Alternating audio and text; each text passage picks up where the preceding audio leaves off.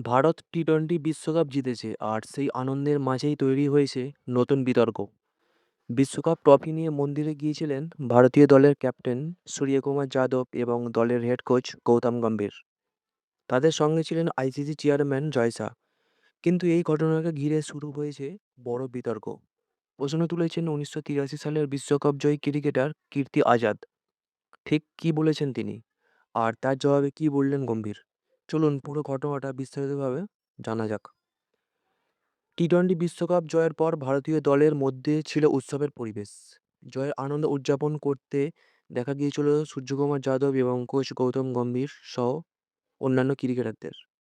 T twenty বিশ্বকাপ জয়ের পর ভারতীয় দলের মধ্যে ছিল উৎসবের পরিবেশ।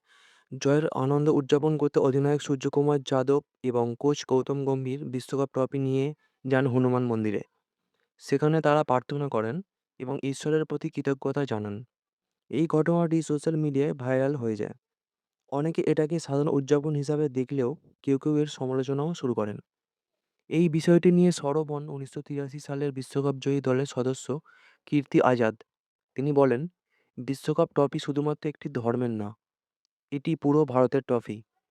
ভারতীয় দলে সব ধর্মের ক্রিকেটার খেলেন। দলের অনেক গুরুত্বপূর্ণ ক্রিকেটার সংখ্যালঘু সম্প্রদায় থেকেও এসেছেন। তাই প্রশ্ন ওঠে, বিশ্বকাপ ট্রফি কেন শুধুমাত্র একটি ধর্মের উপাসনা স্থলে নিয়ে যাওয়া হবে? এই মন্তব্যের জবাবে কড়া প্রতিক্রিয়া দেন ভারতীয় দলের কোচ গৌতম গম্ভীর। তিনি বলেন, ভারত বিশ্বকাপ জিতেছে, সেটাই সবথেকে বড় বিষয়। এই সময় এমন মন্তব্য করা ঠিক না। এই ধরনের মন্তব্য দলের 15 জন খেলোয়াড়দের কঠোর পরিশ্রমকে ছোট করে দেয়। গম্ভীরের মতে, এই মুহূর্তে পুরো দেশের উচিত বিশ্বজয়ের আনন্দ উদযাপন করা। অন্যদিকে এই বিতর্কে নিজের মতামত দিয়েছেন প্রাক্তন ভারতীয় স্পিনার হরভজন সিং। তিনি বলেন, একটা দল চাইলে ট্রফি মন্দিরে, মসজিদে বা গির্জায় যেখানেই খুশি নিয়ে যেতে পারে। যদি কেউ তার ঈশ্বরের কাছে প্রার্থনা করে এবং সেটি পূরণ হয়, তাহলে তাতে সমস্যা কোথায়? তার মতে বিষয়টিকে রাজনৈতিক রং দেয়া ঠিক না। এই বিতর্ক নিয়ে প্রশ্ন করা হলে ভারতের কিষান স্পষ্টই বিরক্ত হন।